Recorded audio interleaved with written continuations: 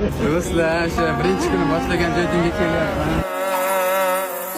Boylik berding to'kchilik, ko'zlari och, bormi menchalik, boshga tushdim, endi yo'qchilik, barchasiga chidayman hayot. Rangli pullar ko'r qildi ko'zim, boyligimda ko'paydi do'stim, nasarlikda qoldirib o'zim, yolg'izlikka chidayman hayot.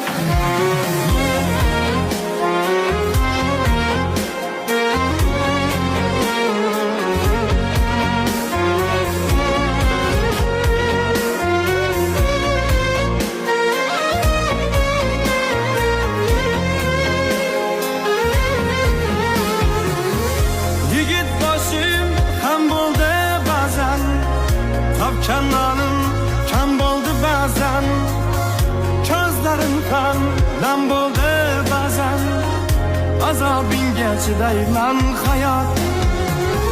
Biyron tilim so'zlamay qoldi, hayot meni nekiga soldi, halovatim zumda yo'qoldi, sinovingga chidayman hayot. Men yiqildim ammo sinmadim, mehnat qilib hech ham tinmadim.